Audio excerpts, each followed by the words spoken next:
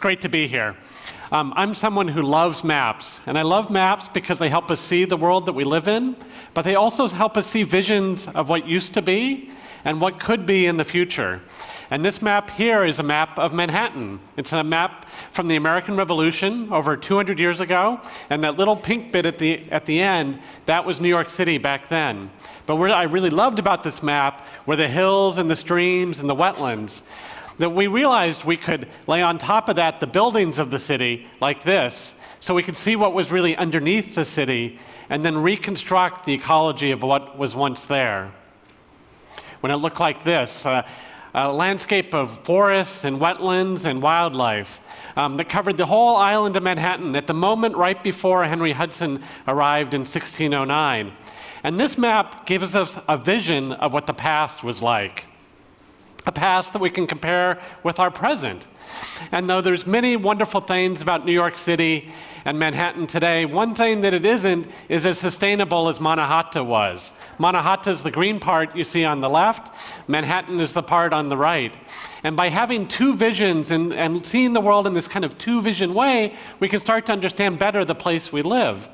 And of course, it helps us see an alternative to the way we live today.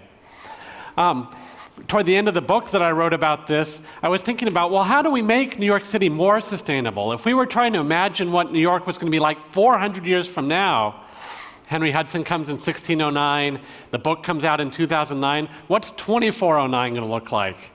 And I worked with a designer, and we thought about it, and we came up with this image of New York City. So this is the same number of people, but living in only 37% of the area, using the density of Manhattan Island. And the waters come up. The sea level's raised a meter because we know that climate change is happening. And what you see are farms and wetlands and streams. And I would give talks like this, and people like you, kids in school would say, well, how do you know that's going to be better? I mean, what are you trying to do with this vision? And my vision was a city without suburbs, a city without cars, a city without fossil fuels and all the pernicious things that come with that. And instead, a city that has farms and streams and light rail and ways to get around. And people would say, well, that's your vision, but what about my vision? And I was like, you're right. I mean, no one of us owns the future. We're all working together to create the future of our city and of our planet. So working with some of my colleagues, we created this new website that allows you to create the future. You used to create and share your vision of the future. And it's completely free. It's called manahot2409.org. You log on, and it's sort of a combination of wildlife conservation and Facebook and Minecraft all together. Right? So what you do is you make your vision, you give it a name, you can write a description of what you want your vision to be like, you can assign it a year. So if 2409 is too far, you can imagine 100 years from now, or 5 years from now, or next year. You can even imagine the past if that's what you want. And then it asks you, what ecosystems do you want to start with? Do you want to start with the manahot ecosystems, or do you want to start with the ecosystems of today? And these are the ecosystems of today, and kind of looks like Minecraft, right? Every color is a different ecosystem. It shows you how those ecosystems lay on top of the old ecosystems of the island, where the greens are forests and wetlands and streams. And then it gives you these tools over here that allow you to change the ecosystems. You can change the buildings, you can build stadiums, you can have wetlands or forests, you can build big avenues or streets, or you could have streetcar lines, all the kinds of things that we think about, all the sort of options we have in the city. What's also true about cities is they have different lifestyles. So there's a lifestyle selector. Who's going to live in your city of the future? And we have 5 lifestyles right now. We have the average New Yorker. We have an average American. We have an average Earthling. We have a Lenape person standing on Turtle Island there. And we have what we call eco-hipster, which I'm sure is all of you.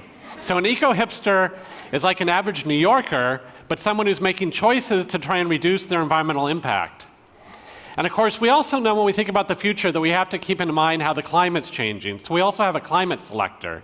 You can choose the climate of the past, the climate of what we have today, which is a little bit warmer and the sea levels come up, or you can imagine more warm, more water, warmer still, and more water, warmer still, and yet more water. Because The water is coming up. There's nothing we can do to stop that from happening. We can only adapt to what the future is, and that's a really important question about how we imagine the future.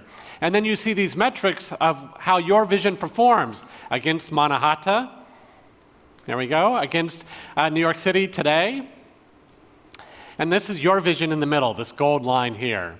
And we have 4 categories of metrics. We have the water cycle, the carbon cycle, biodiversity, and population. So what kind of visions do people create? Oh, and I should say, when you get a vision you like, then you can share it with everybody else.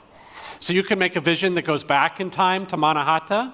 You could have a vision of what New York City is today. You can imagine a suburban New York, right? Maybe this is the way you want Wall Street to look like in the future. Or, you know, when you really ask people, some people have these ideas about zombies in their head. So you could have that too. You can make that vision. You can imagine New York City being bigger than it is. But in fact, when most adults use it, this is what you get. This is what the kids do, the radical vision. And the adults do this, the kind of usual vision. You know, we talk about green roofs or bioswale, and they'll paint one right on top of their building. But what we really need is a way to have the usual radical. That's the way we imagine the future. That's how New York City gets built. And in a world that's rapidly urbanizing, where the population's growing, it's really important to find ways for us all to work together, the skeptical, the intrepid, and the imaginative, to create the cities of the future. Thank you very much.